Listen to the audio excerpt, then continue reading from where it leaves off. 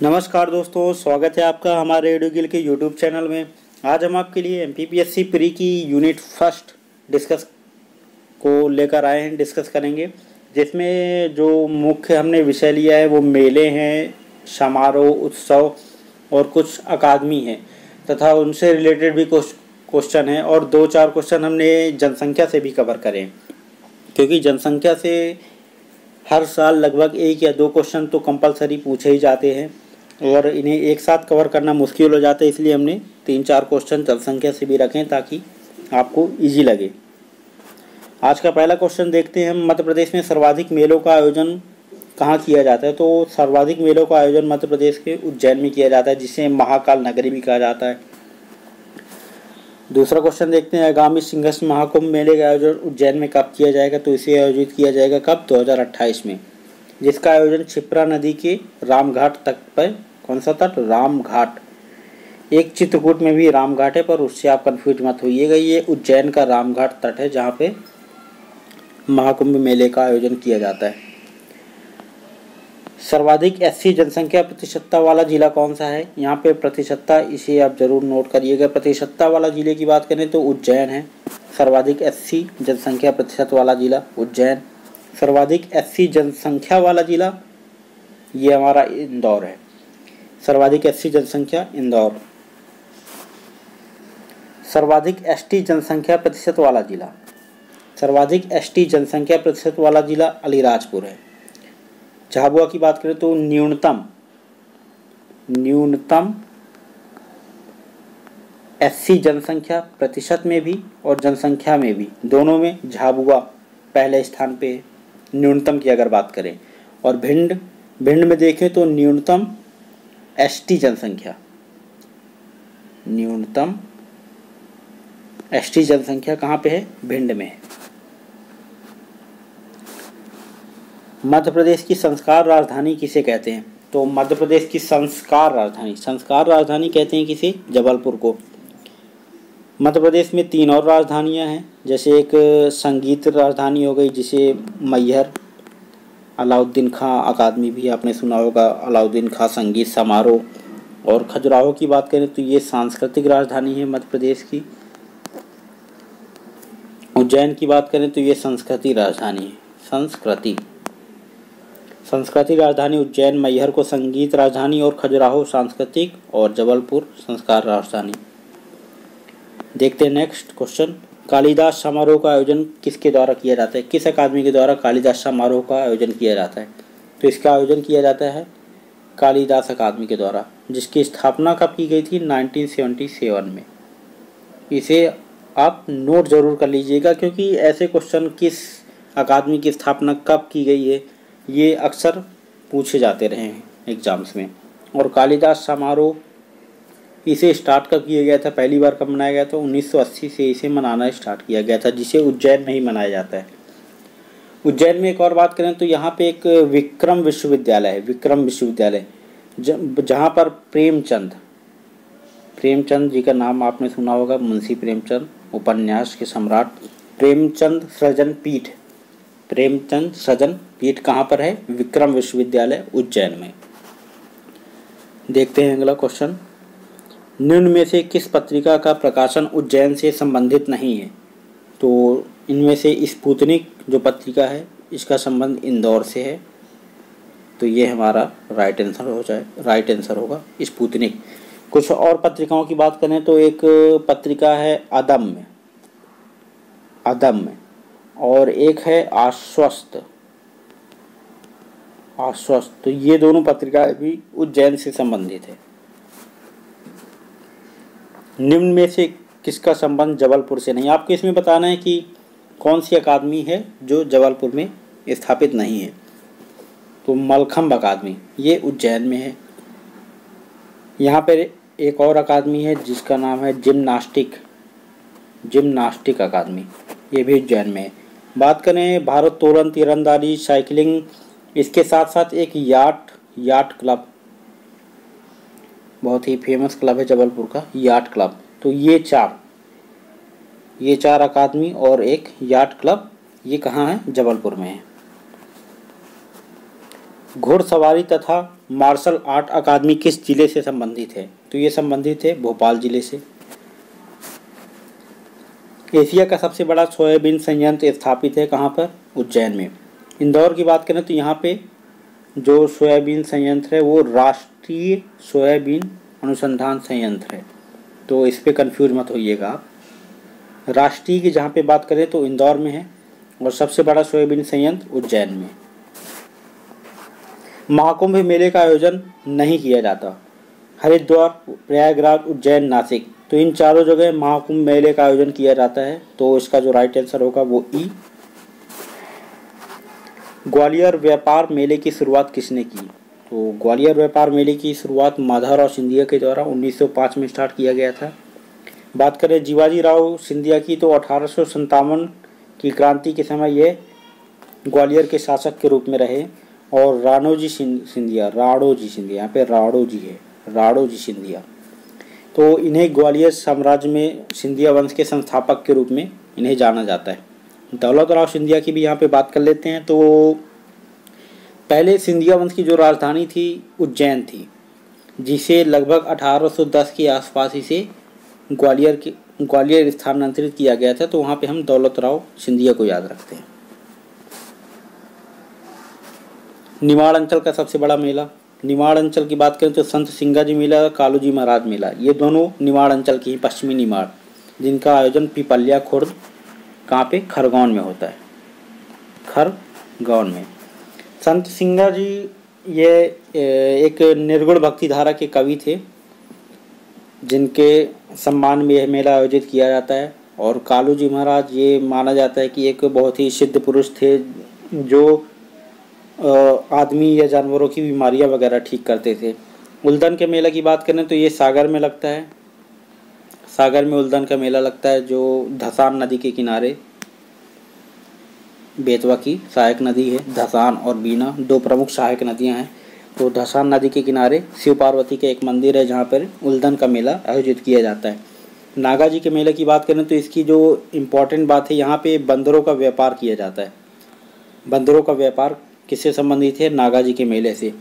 यह एक संत थे, अकबरकालीन संत थे, जिसको मुरैना में इसका आयोजन किया जाता है। माखनलाल चतुर्वेदी समारोह आयोजित किया जाता है कहाँ पे? तो इसका आयोजन किया जाता है खंडवा में। माखनलाल चतुर्वेदी समारोह का आयोजन कहाँ पे किया जाता है? खंडवा में।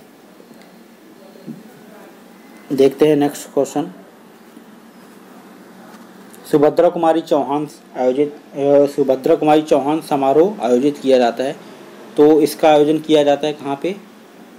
जबलपुर में इसका आयोजन किया जाता है। एक सुभद्रा कुमारी चौहान पीठ भी है जिसका नाम है सुभद्रा कुमारी चौहान पीठ। तो सुभद्रा कुमारी चौहान पीठ ये रानी दुर्गावती विश्वविद्यालय, ये भी जबलपुर में है। रानी दुर्गावती विश्वविद्यालय, दुर्गावती का नाम आपने सुना होगा, गोंडवाना रियासत की शासिका रही है रानी दुर्गावती, वो भी जबलपुर से ही, मंडला जबलपुर से संबंधित थी। तो रानी दुर्गावती विश्वविद्यालय में सुभद्रा कुमारी चौहान पीठ भी है और इनका समारोह का आयोजन भी जबलपुर में किया जाता है। इंदौर की बात करें तो इंदौर में उस्ताद आमिर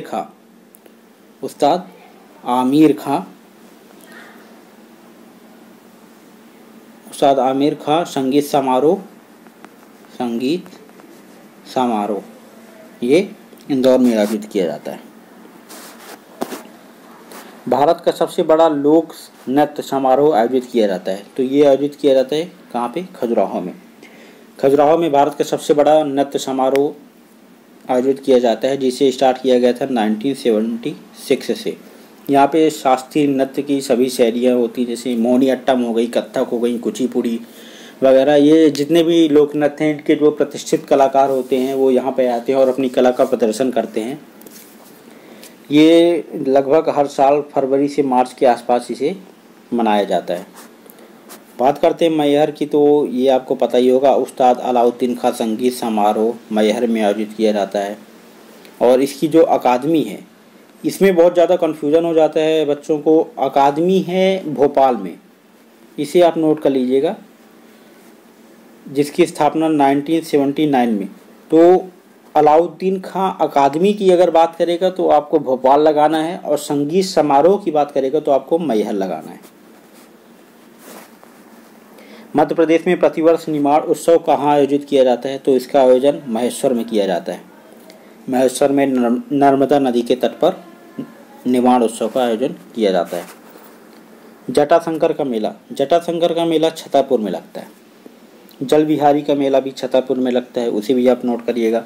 नरसिंहपुर की बात करें तो यहाँ पे बरमान मेला बहुत ही फेमस मेला है, बरमान मेला, ये भी नर्मदा के किनारे लगता है।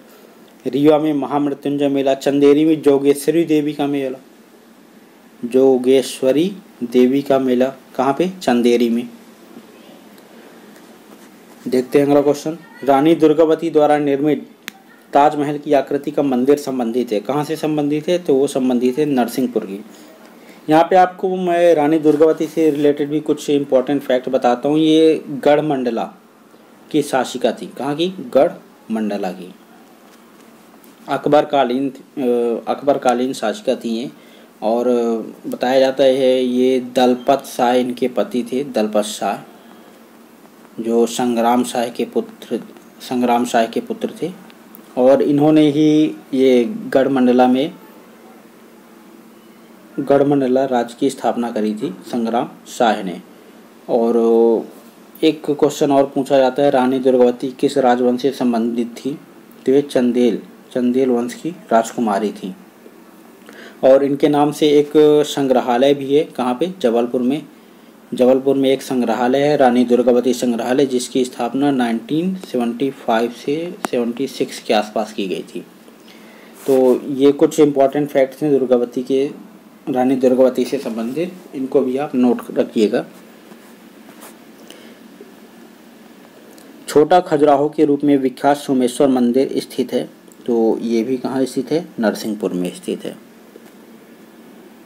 उस्ताद आमिर खां का संबंध गायन की किस विधा से है? तो ये ख्याल गायकी के प्रसिद्ध थे। मध्य प्रदेश में उर्दू अकादमी की स्थापना, तो उर्दू अकादमी की बात करें 1976 में उर्दू अकादमी की स्थापना। 1969 में हिंदी, जो 4 भाषाई अकादमियाँ हैं, जिनमें 1969 में हिंदी, 76 में उर्दू और 83 में सिंधी भाषा अकादमी, और 85 में संस्कृत भाषा अकादमी। तो इसे भी आप नोट करिएगा। इन सभी के मुख्यालय जो है वो भोपाल में है। मध्य प्रदेश में सबसे कम मेले कहाँ लगते हैं? तो सबसे कम मेले होशंगाबाद में आयोजित लगते हैं।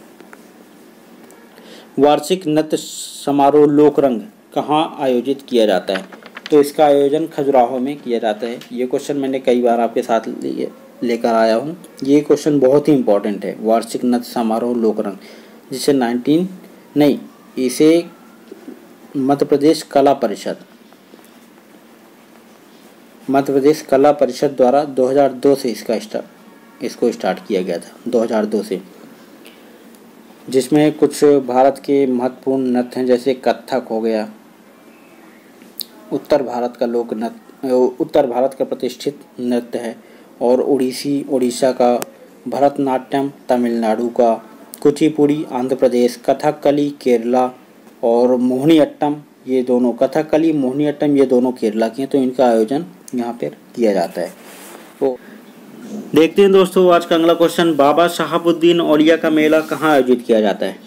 तो ये आयोजित किया जाता है कहाँ पे? नीमच और मंदसौर में। दतिया की बात करें तो यहाँ पे एक मेला रामलीला मेला आयोजित किया जाता है। पचमढ़ी में शंकर जी का मेला, और गुना में तेजा जी का मेला। तेजा जी एक बहुत ही प्रसिद्ध संत थे, जो इनके पास एक अद्भुत कला थी कि ये सांप का जहर निकाल देते थे, तो इसलिए ये बहुत ज़्यादा फेमस हुए थे। और इन्हीं के नाम पे लगभग 70 वर्षों से गुना में इनके नाम पे एक मेला आयोजित किया जाता है। कपिलेश्वर मंदिर का मेला कहाँ आयोजित किया जाता है? तो ये आयोजित किया जाता है सारंगपुर राजगढ़ में। सिवनी में एक मेला आयोजित किया जाता है, कौन सा? मठ घोघरा का मेला सिवनी में। और शिवपुरी में पीर बुधान का मेला शिवपुरी में आयोजित किया जाता है। भारत भवन की औपचारिक स्थापना कब हुई थी?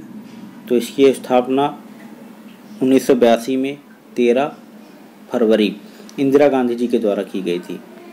इसका जो काम था ये 1974 में इसका शिलान्यास किया गया था।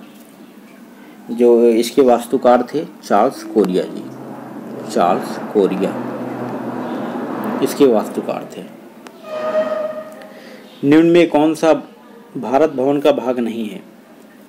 भारत भवन के टोटल छः पार्ट में भारत भवन बटा हुआ है। 6 भाग हैं भारत भवन के, जिसमें आकार, ललित, अनहद, अंतरंग ये चारों हैं। और इसके साथ साथ एक वागर्थ और एक है रूपंकर, ये 2 अतिरिक्त, इन्हें भी नोट कर लीजिएगा। देखते हैं अगला क्वेश्चन। भारत भवन के किस भाग में 14 भारतीय भाषाओं की कलाओं का पुस्तकालय है? तो ये है वागर्थ में। वागर्थ में 14 भारतीय भाषाओं, यहाँ पे कलाएं नहीं, यहाँ पे कविताएं हैं, कविताओं का पुस्तकालय है। बात कर लेते हैं रूपंकर की। तो रूपंकर में ललित कला संग्रहालय है और अनहद में शास्त्रीय और लोक संगीत संग्रहालय। और ललित की बात करें तो यहाँ पे ललित कला पुस्तकालय और अभिलेखागार है, पुस्तकालय और अभिलेखागार। बात कर लेते हैं 2 और भागों के इसके। तो एक भाग है अनहद, अंतरंग और आकार। अंतरंग ये एक मंच है जो कि एक आंतरिक और एक बाह्य मंच भारत भवन के अंदर है। और आकार की बात करें तो यहाँ पे मूर्ति और शिल्प और चित्रकला से संबंधित संग्रहालय, या कहें कि यहाँ पर मूर्ति और चित्रकला से संबंधित यहाँ पे जितने भी कार्यक्रम होते हैं वो आकार में आयोजित किए जाते हैं। निम्न में से कौन सी पीठ इंदौर में स्थित है? आपको बताना है कि इनमें से कौन सी पीठ है जो इंदौर में स्थित है। तो राजेंद्र माथुर सृजन पीठ ये इंदौर में स्थित है। बात कर लेते हैं निराला सृजन पीठ की। तो निराला सृजन पीठ ये बरकतुल्लाह विश्वविद्यालय जो कि भोपाल में स्थित है वहाँ पे है। और मुक्तिबोध सृजन पीठ की अगर बात करें तो ये है हरि सिंह गौर विश्वविद्यालय सागर। नाना साहब देशमुख सृजन पीठ ये महात्मा गांधी ग्रामोदय विश्वविद्यालय सतना में है। तो ये सृजन पीठ सतना में है। ये हरि सिंह गौर सागर की हो गई। और निराला सृजन पीठ ये हो गई भोपाल बरकतुल्लाह विश्वविद्यालय। पत्रकारिता के क्षेत्र में दी जाने वाली फेलोशिप संबंधित है। तो आपको बताना है इनमें से किससे संबंधित है पत्रकारिता के क्षेत्र में दी जाने वाली फेलोशिप। तो ये संबंधित है राजेंद्र माथुर जी से। मुक्तिबोध की बात करें तो गजानन माधव मुक्तिबोध के नाम से भी एक फेलोशिप है जो साहित्य के क्षेत्र में दी जाती। साहित्य के क्षेत्र में एक फेलोशिप है गजानन माधव मुक्तिबोध जी के नाम से। आगे देखते हैं निम्न जिलों में कौन सा गोटमार मेले के लिए प्रसिद्ध है? तो छिंदवाड़ा जिला, जिसके 2 गांव हैं, एक है पांडुराना और एक सावर गांव। ये महाराष्ट्र से लगा हुआ गांव है। पांडुराना और सावर गांव, यहाँ ये इन दोनों गांवों के लोगों द्वारा आपस में एक दूसरे को पत्थरों द्वारा मारा जाता है और घायल किया जाता है। इनके यहाँ ये एक पवित्र प्रथा है और ये काफ़ी वर्षों से ऐसा काम करते आए हैं। आगे देखते हैं जल महोत्सव कहाँ मनाया जाता है। तो ये मनाया जाता है हनुवंतिया टापू है एक, इंदिरा सागर डैम पे इंदिरा सागर जलाशय में एक टापू है जिसका नाम है हनुवंतिया। वहाँ पे ये मध्य प्रदेश के पर्यटन विभाग द्वारा प्रतिवर्ष मनाया जाता है। यहाँ पे कई सारे अद्भुत कलाएं की जाती हैं, बोटिंग वगैरह भी होती है और भी कई सारी कलाएं आयोजित की जाती हैं। देखते हैं अगला क्वेश्चन। मध्य प्रदेश साहित्य परिषद किस वर्ष में स्थापित किया गया? तो ये स्थापित किया गया था 1954 में। यह हिंदी साहित्य को प्रोत्साहित और संरक्षण देने के लिए इसका स्थापना किया गया था। देखते हैं अगला क्वेश्चन। निम्न में कौन से मेले में जमात इस वर्ड से तो आप काफ़ी ज़्यादा परिचित होंगे। तो जमात नामक भक्तों का समूह विश्व भर में कहाँ पे?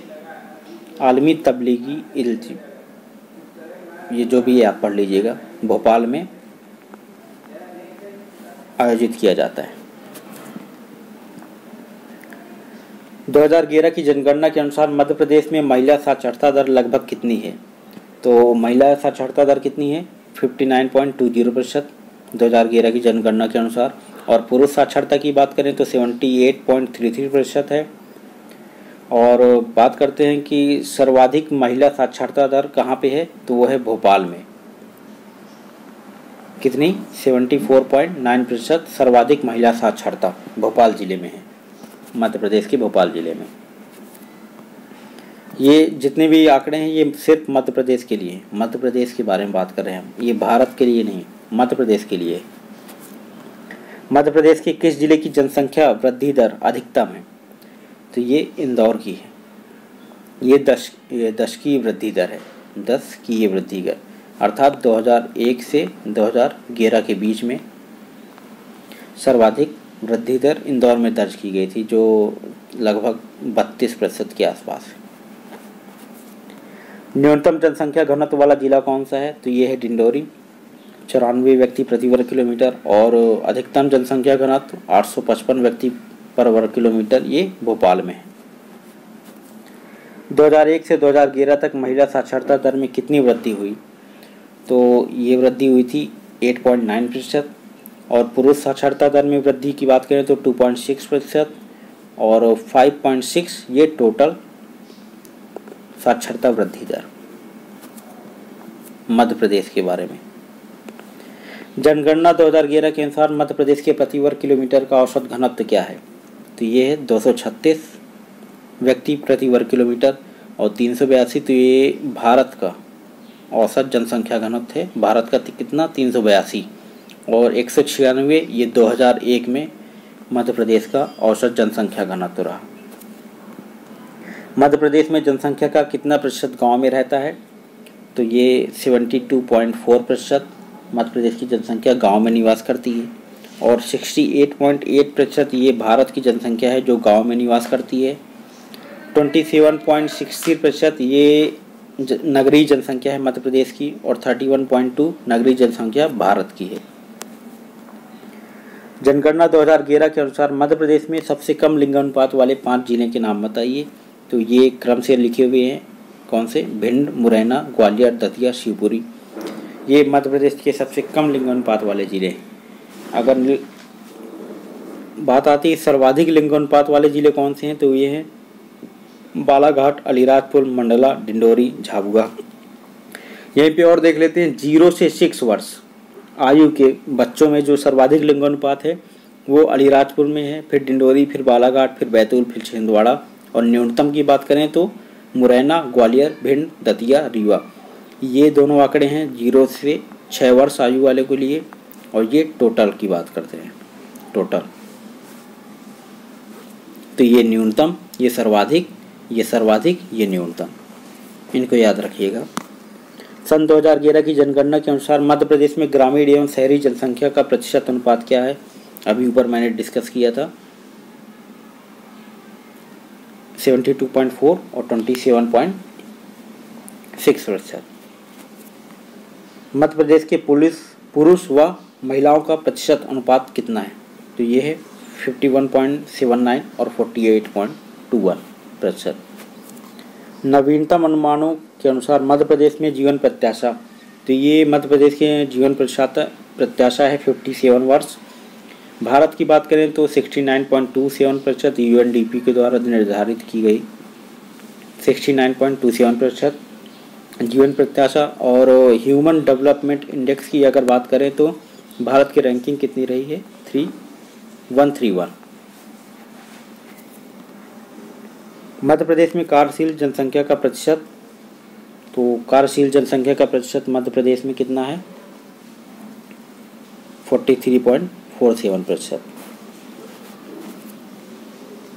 मध्य प्रदेश में जनगणना 2001 की तुलना में जनगणना 2011 में लिंग अनुपात में कितनी वृद्धि हुई, तो 2001 में लिंग अनुपात था 919, 2011 में 931।